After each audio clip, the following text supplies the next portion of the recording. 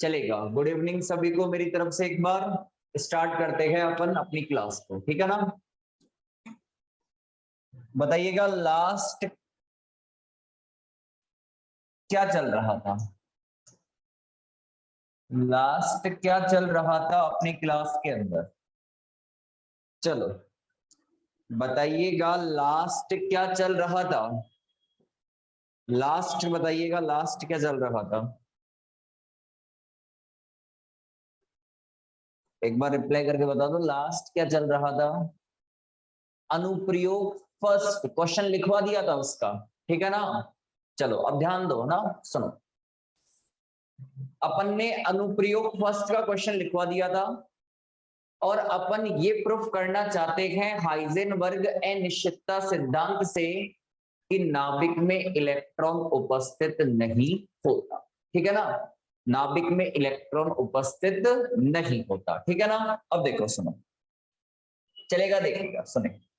Calculation में board पर ही कर दूंगा, ठीक है। देखते जाओ आप लोग तो ना, आप लोग ध्यान केवल बोर्ड पर लगाई रखिएगा। देखो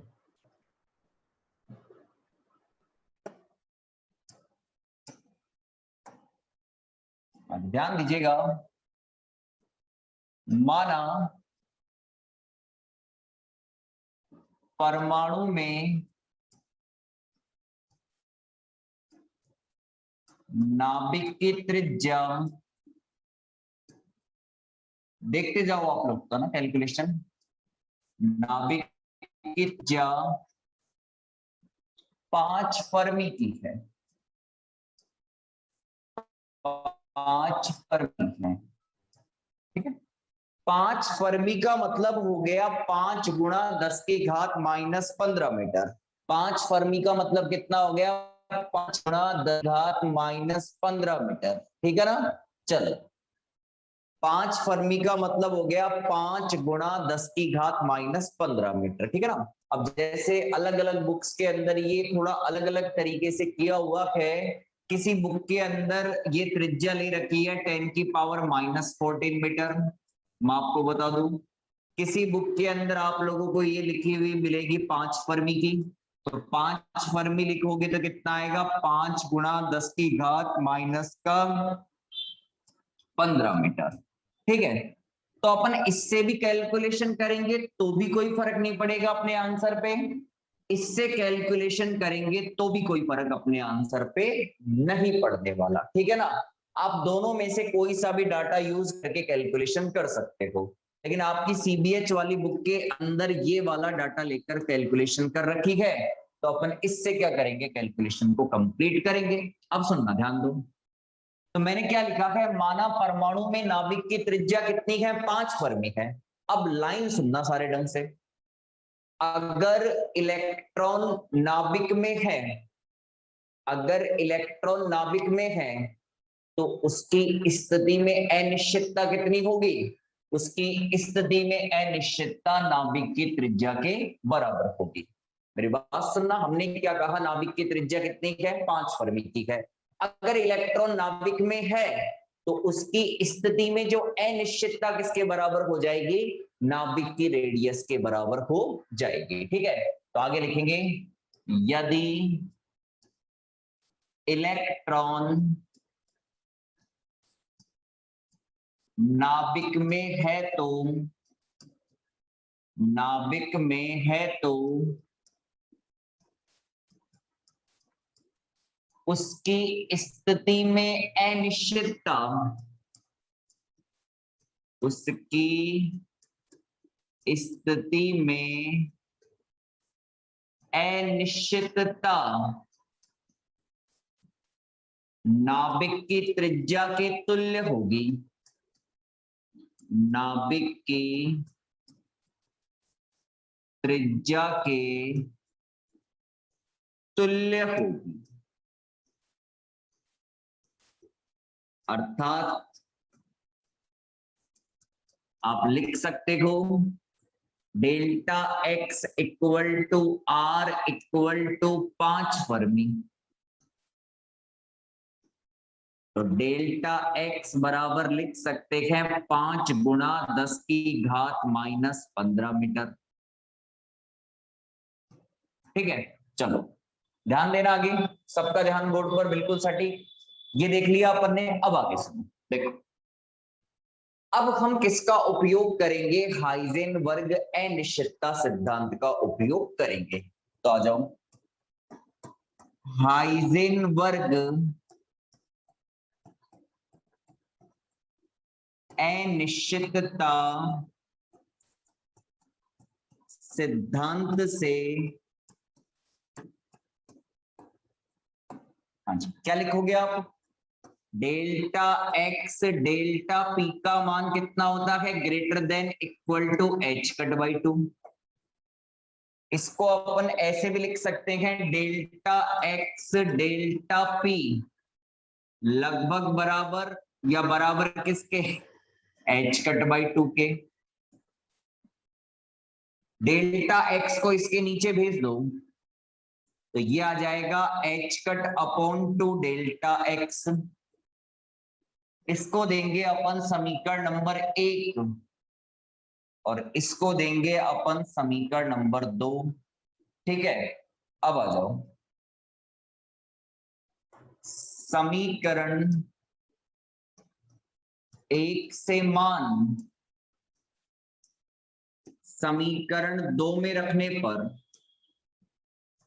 समीकरण 2 में रखने पर, तो जैसे ही 1 से मान 2 के अंदर रखोगे तो delta P equal to h cut का मान कितना होता है, 1.054 इन 10 की पावर -34 टू डेल्टा एक्स का मान कितना है, 5 गुणा 10 की घात -15 आ गया। थोड़ी कैलकुलेशन और सॉल्व करते हैं तो ये मिलेगा मुझे डेल्टा पी इक्वल टू 1.054 गुणा 10 की घात -34 बटा 5 गुना 10 गुणा 10 की घात -15। ये 10 की पावर -14 हो जाएगा, ऊपर जाएगा तो 10 की पावर +14 आएगा। तो 1.054 इंटू 10 की पावर -34, ये ऊपर जाएगा तो 10 की पावर कितना आएगा, +14 आ जाएगा। तो यहां से बचेगा delta P equal to 1.054 into 10 की पावर -20। संवेग है, संवेग क्या होता है हमारे पास में, द्रव्यमान गुणा वेग। द्रव्यमान क्या होता है, केजी, और वेग क्या होता है, मीटर पर सेकेंड। ठीक है, क्या आएगा, केजी मीटर पर सेकेंड आ जाएगा। चलो एक बार आप लोग यहां तक इसे कंप्लीट करो, एक बार आप लोग इसे यहां तक कंप्लीट कीजिए।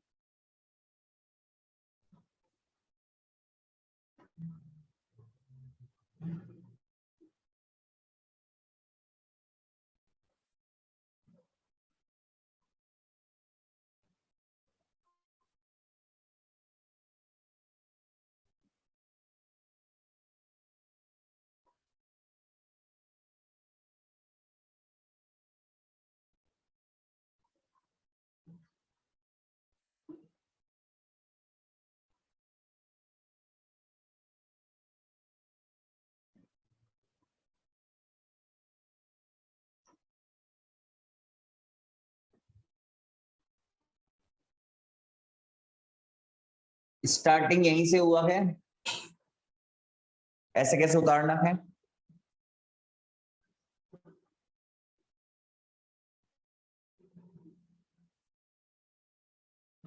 जैसे उतार लो बोल देना, मैं स्लाइड और ऊपर कर दूंगा।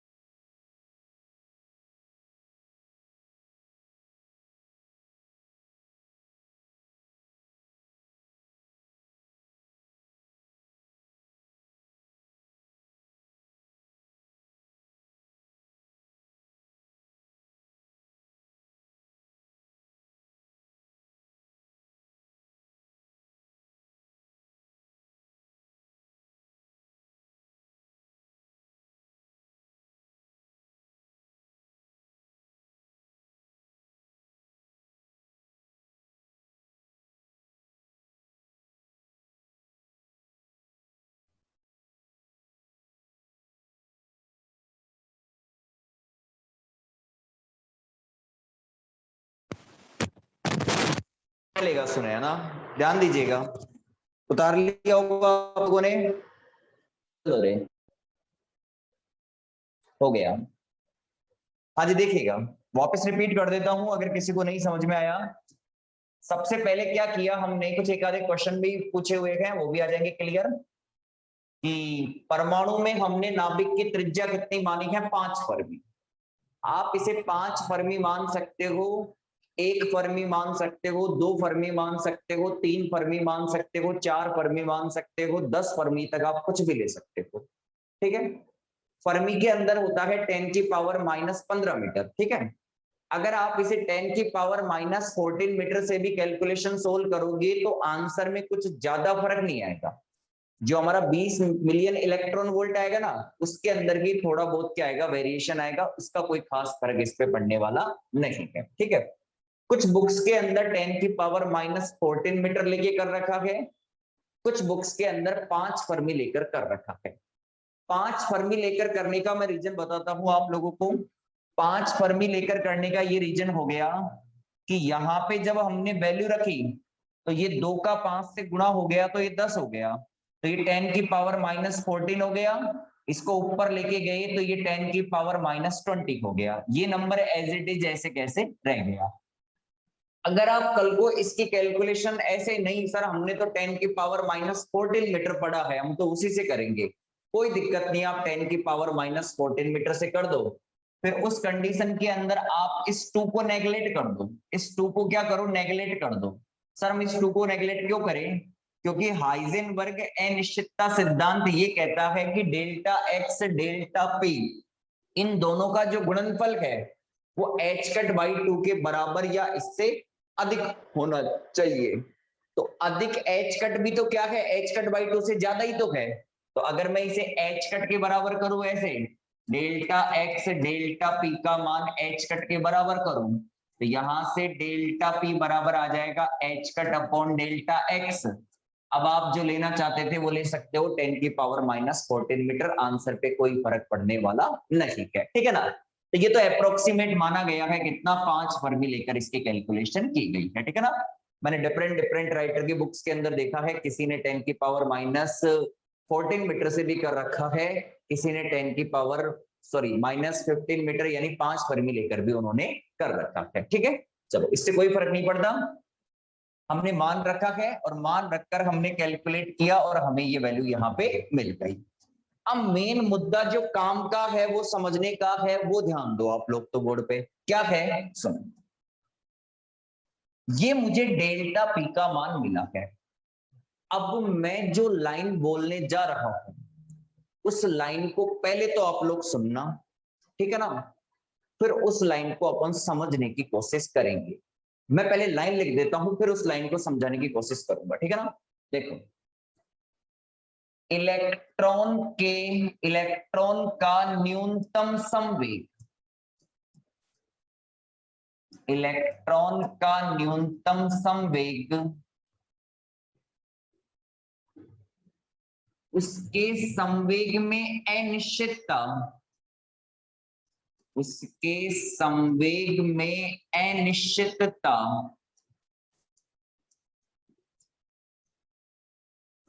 के तुल्य होना चाहिए, के तुल्य होना चाहिए। या ऐसे कह सकते हैं इलेक्ट्रॉन का न्यूनतम संवेग कम से कम उसके संवेग में अनिश्चितता के तुल्य होना चाहिए। इलेक्ट्रॉन का न्यूनतम संवेग कम से कम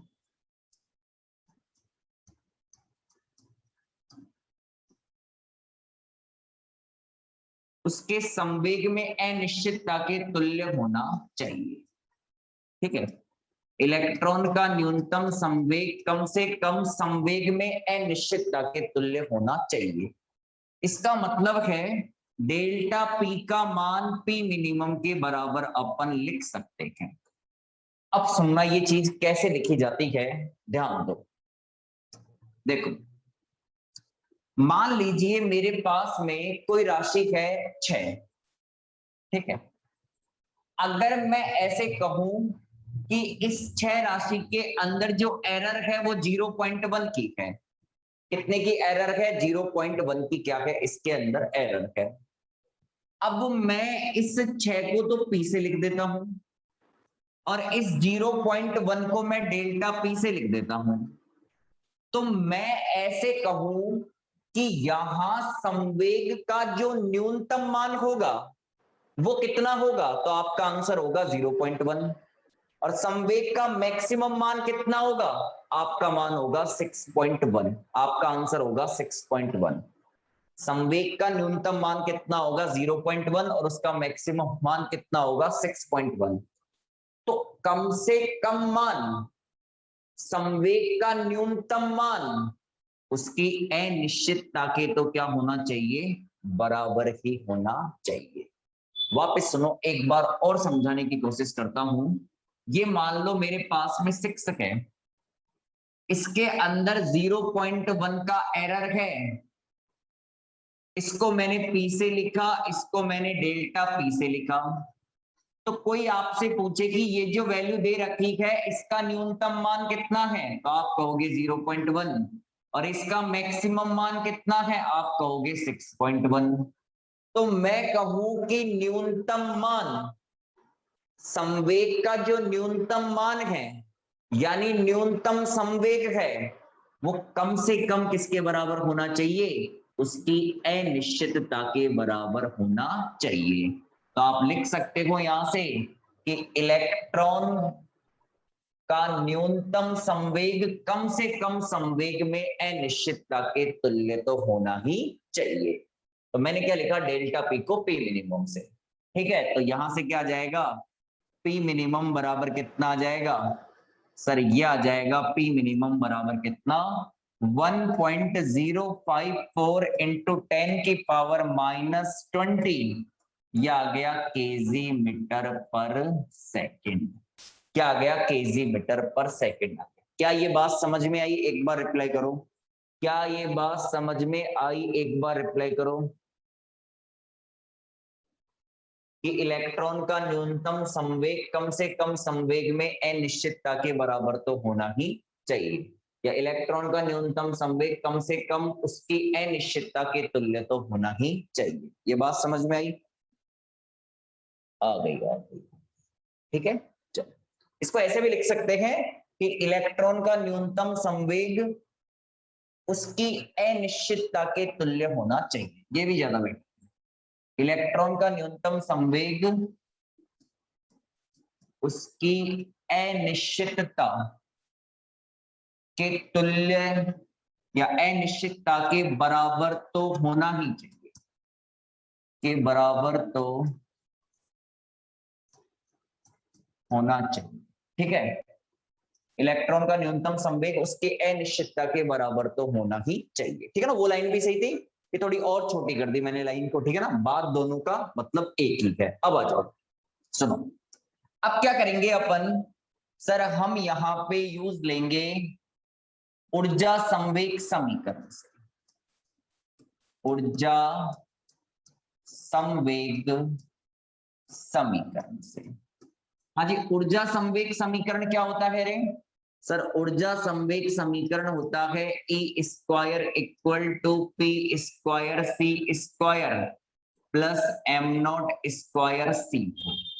ये क्या होता है हमारे पास में? ऊर्जा संवेग समीकरण होता है।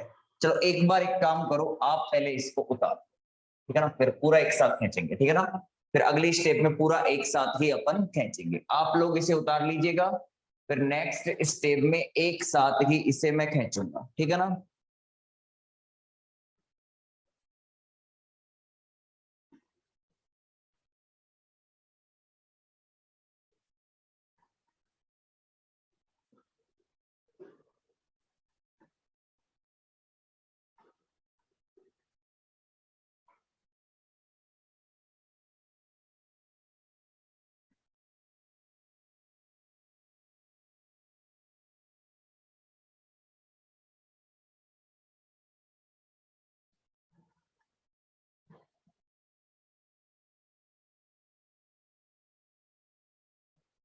कहां तक समीकरण आगे? एक बार समीकरण नंबर भी बता देना। कहां तक समीकरण आ गए, एक बार समीकरण भी बता देना।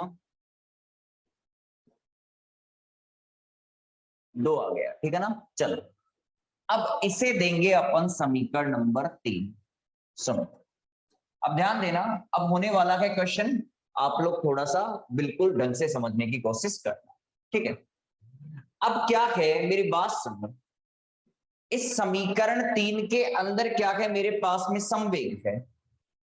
अब संवेग का मान यदि मैं P मिनिमम रखूं, अगर मैं संवेग का मान P मिनिमम रखूं, तो मेरी बात सुनना, अगर अपन संवेग का मान P मिनिमम रखें तो होगा क्या यहां पे कि यहां जो PC है ना, इसका जो मान है ये m0c² की तुलना में क्या हो जाता है, बहुत ज्यादा हो जाता है।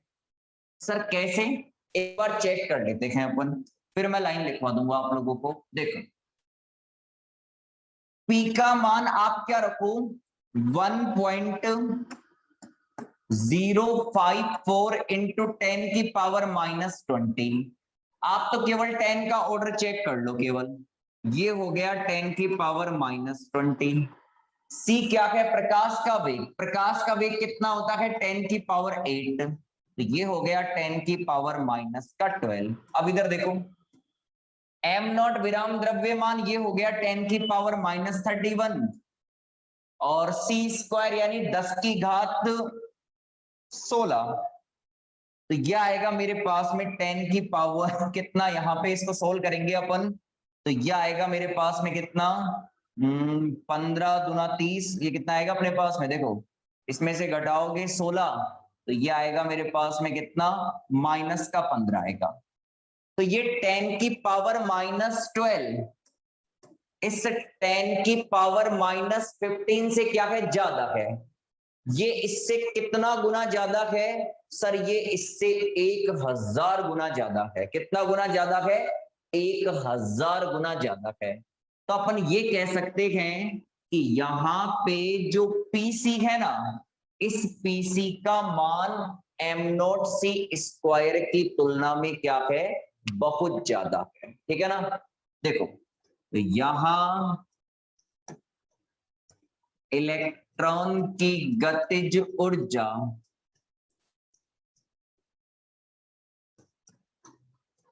की तुलना में इलेक्ट्रॉन की विराम द्रव्यमान ऊर्जा, विराम द्रव्यमान ऊर्जा नगण्य मानी जा सकती है, नगण्य मानी जा सकती है, अर्थात PC greater than m0c²। अतः समीकरण 3 से क्या लिखोगे, E² = P² C²। भाई इसको नेगलेक्ट करेंगे ना अपन, तो ये नेगलेक्ट हो जाएगा, ठीक है ना। अगर भाई PC का मान m0c² से ज्यादा है तो P² C² का मान भी क्या होगा, m0² C4 से ज्यादा, ठीक है। तो यहाँ पे E = कितना आएगा मेरे पास में, PC, ठीक है। E = क्या आएगा मेरे पास में, PC। क्या आ रहा है बीच बीच नहीं, चलो कहां तक लिख लिया था आप लोगों ने, यहां तक लिख लिया था, ठीक है ना। हाँ जी, अब अपन इसके अंदर P का मान रखेंगे और C का मान रखेंगे और E की वैल्यू कैलकुलेट करेंगे, तो ये वैल्यू हमें क्या मिलेगी, 20 मिलियन इलेक्ट्रॉन वोल्ट मिल जाएगी, ठीक है ना। तो सुनो, मान रखने पर तो E मिनिमम कर दो इसे,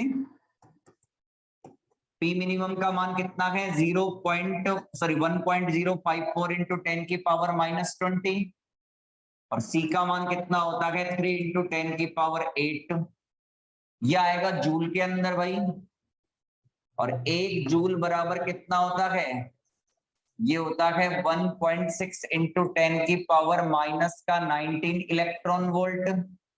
मान रख दो इधर, तो ई मिनिमम बराबर कितना आएगा, यह आएगा 1.054 इंटू 10⁻⁻20 इंटू 10⁻3 इंटू 10⁸ और 1.6 इंटू 10⁻⁻19 इलेक्ट्रॉन।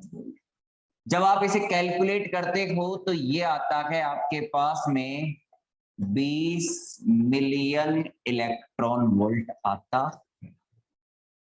चलो उतार लो। अच्छा, किसी को कोई डाउट हो तो पूछ सकता है।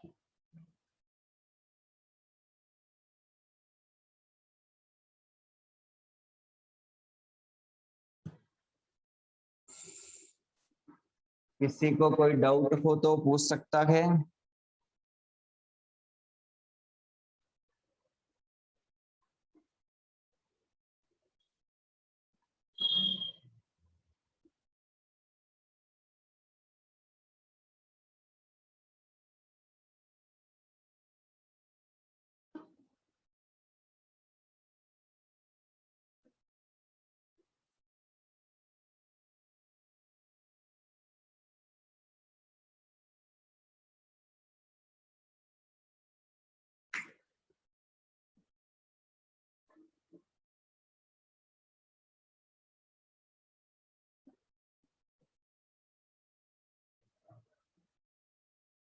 देखो किसी को कोई सा भी डाउट हो तो पूछ सकता है।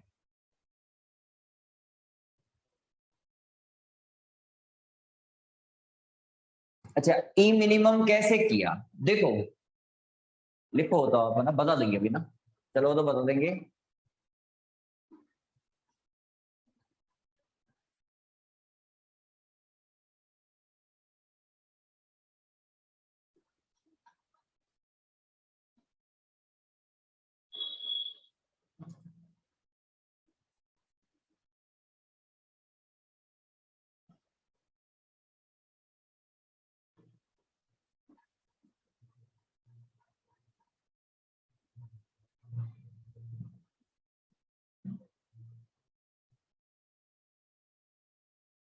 देखो पहले उतार लो, बड़ा सिंपल है, या मैं समझा देता हूं। देखो आप यहां से ई कैलकुलेट करोगे तो रूट लगाओगे p² c² + m0² c4 के ऊपर, ठीक है। अब मान लो आपके पास में कोई इस तरीके से है रिजल्ट, देखो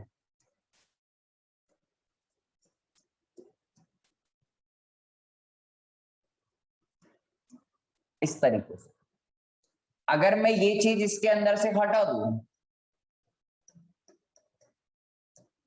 तो ये आंसर मुझे जो मिलेगा वो आंसर क्या मिलेगा, मुझे मिनिमम ही मिलेगा, ठीक है ना। और आप ये भी कह सकते हो कि यहाँ पे पी मिनिमम है तो ई भी क्या होगा, मिनिमम होगा। उदाहरण दो,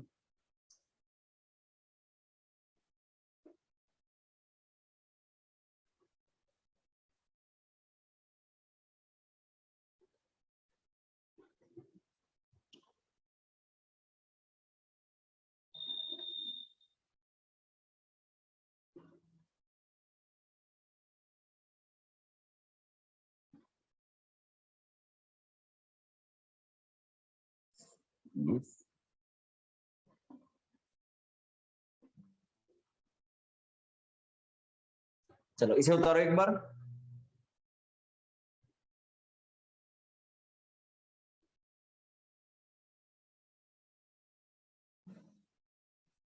उतार लीजिएगा इसे।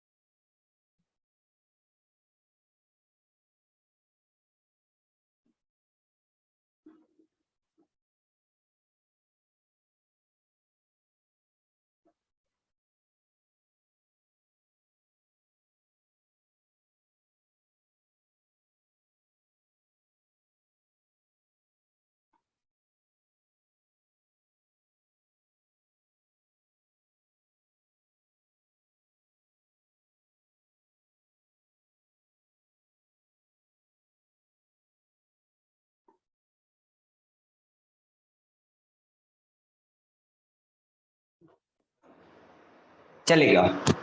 हो गया यहां तक?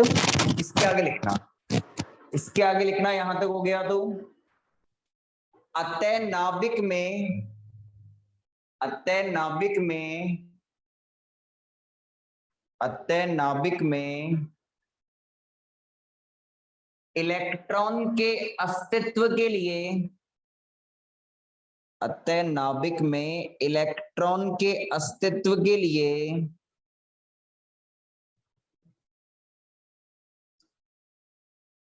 अस्तित्व के लिए इसकी न्यूनतम ऊर्जा, इसकी न्यूनतम ऊर्जा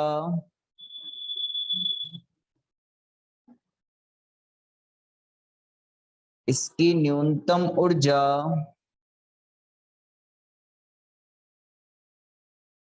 20 मिलियन इलेक्ट्रॉन वोल्ट होनी चाहिए। 20 मिलियन इलेक्ट्रॉन वोल्ट होनी चाहिए, परंतु बीटा 6 प्रयोगों से, परंतु बीटा 6 प्रयोगों से, परंतु बीटा 6 प्रयोगों से यह प्रेक्षित किया गया कि, यह प्रेक्षित किया गया कि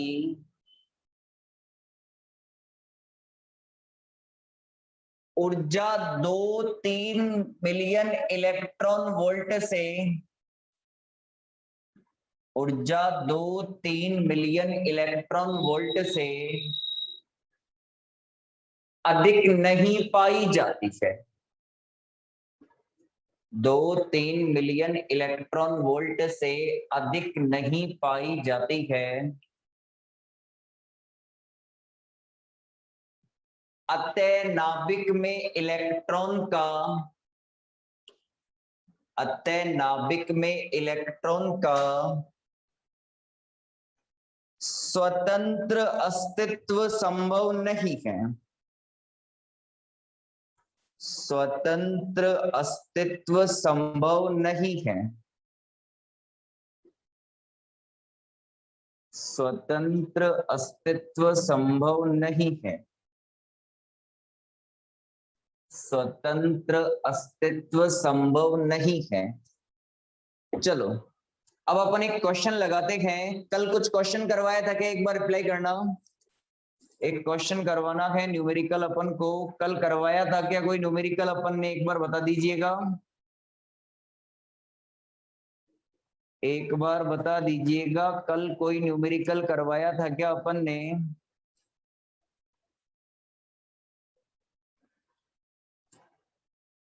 चलो नहीं, लिखो क्वेश्चन लिखना।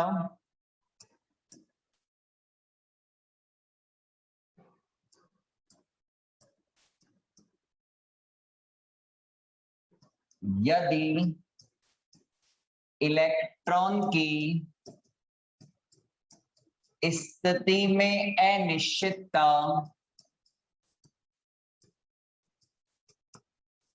0.1 नैनोमीटर हो तो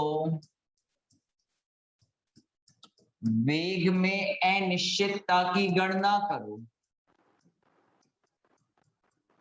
अनिश्चितता की गणना करो। एक बार तो ऐसे पूछा हुआ था ये क्वेश्चन, अथवा लगा लो इसी का सेम। एक बार ऐसे पूछा गया था, उतार लो क्वेश्चन है ना। यदि इलेक्ट्रॉन की स्थिति में अनिश्चितता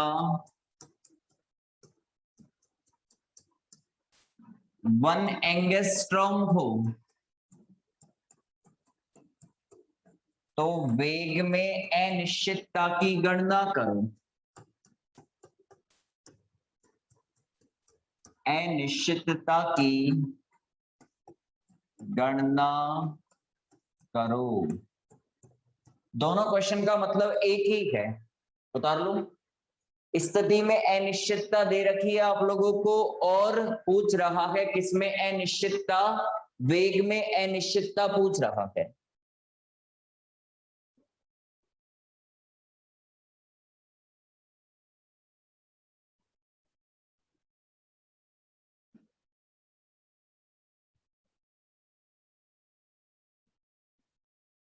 नाभिक की त्रिज्या को अनिश्चितता क्यों मानी? इलेक्ट्रॉन नाभिक में अगर उपस्थित है तो उसकी रेडियस के अंदर कहीं पे भी हो सकता है।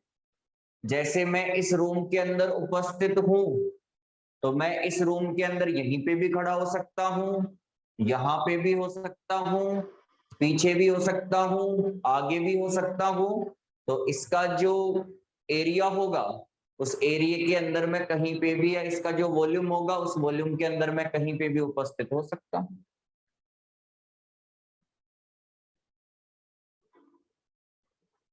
ठीक है, तो इलेक्ट्रॉन की तो स्थिति में अनिश्चितता हो गई ना, नाभिक की रेडियस के बराबर। ठीक है, चलो अब देखो ना, अब ध्यान देना सॉल्यूशन।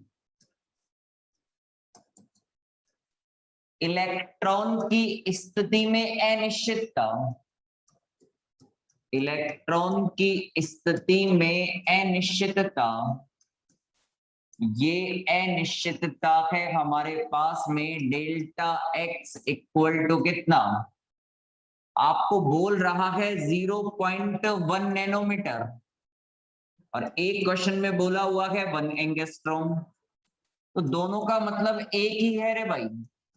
नैनोमीटर का मतलब हो गया 10⁻⁹। ठीक है, और इसको जब सॉल्व करोगे तो ये हो जाएगा 10⁻⁻10 मीटर। और इधर 1 एंगस्ट्रॉम का मतलब भी कितना होता है? 10⁻⁻10 मीटर। अब अपन क्या लगाएंगे? हाइजेनबर्ग अनिश्चितता सिद्धांत। हाइजेनबर्ग अनिश्चितता सिद्धांत से जो फॉर्मूला है वो है डेल्टा एक्स, डेल्टा पी, इसका मान लगभग बराबर h⁻² के ले सकते हो आप। तो यहां से डेल्टा पी बराबर आ जाएगा h⁻² डेल्टा एक्स। अब इसको आप ऐसे भी लिख सकते हो, द्रव्यमान गुणा वेग m delta we h⁻² delta x. ये आपसे वेग में पूछ रहा है ना।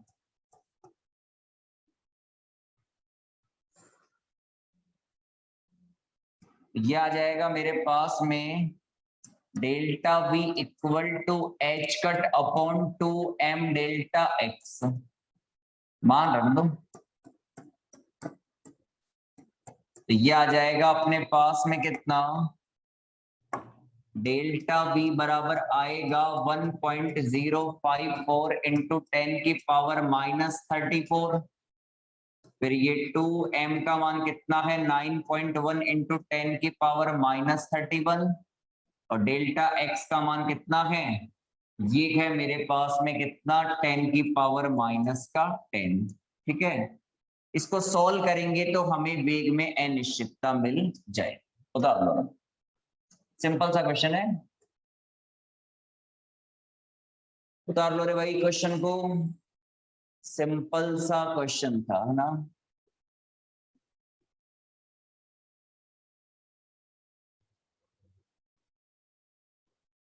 अभी देखो, इसमें अनुप्रयोग है अपने 4। अपने सुबह वाले बैच के अंदर हो गए 3 खत्म, तुम्हारे में अभी एक ही हुआ है। उस वाले में 3 खत्म हो गए भैया, तुम्हारे में एक ही हुआ है अभी।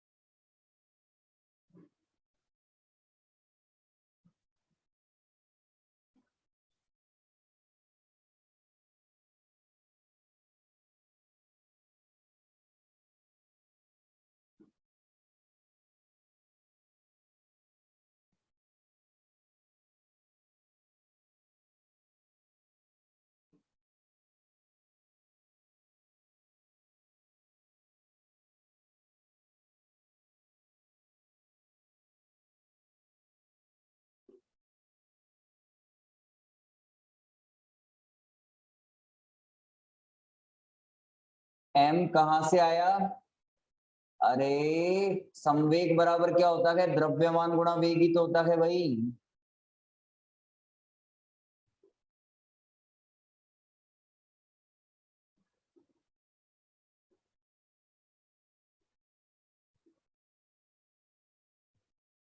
m कहां से आया? संवेग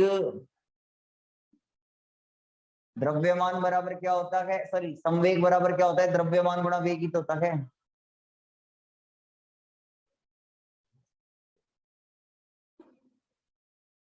इसको सोल्व करोगे तो ये आएगा 5.8 इंटू 10 की पावर 5 मीटर पर सेकेंड। मैं लिख देता हूं 5.8 इंटू 10 की पावर 5 मीटर पर सेकेंड। ये आ गया वेग में अनिश्चितता। ठीक है, ये आ गई वेग में अनिश्चितता। नीचे करना है, ये लीजिए। किसी की कोई कैलकुलेशन रह रही है उतार लो, छोटा कर दो आप कहो तो।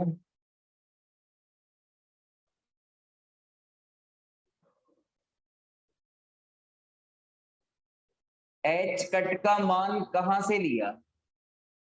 एच कट बराबर होता है एच अपॉन 2 पाई।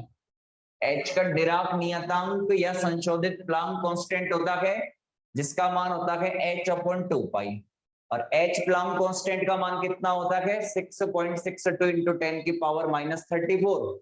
उसमें 2 पाई का भाग लगा दो, एच कट का मान आ जाएगा। ठीक है, हो गया? हो गया, कंप्लीट है यहां तक? ठीक है, हो गया यहां तक आप लोगों के? अगर किसी कोई लाइन रह रही है तो उतार सकता है वो। ठीक है, तो अब अपन अगला अनुप्रयोग कल की क्लास के अंदर स्टार्ट करेंगे। ठीक है ना, क्योंकि लेंथी है पूरा का पूरा, पूरी क्लास चाहिए एक उस वाले अनुप्रयोग के लिए। तो ठीक है, आज के लिए इतना ही, मिलते हैं अपन कल की क्लास के अंदर।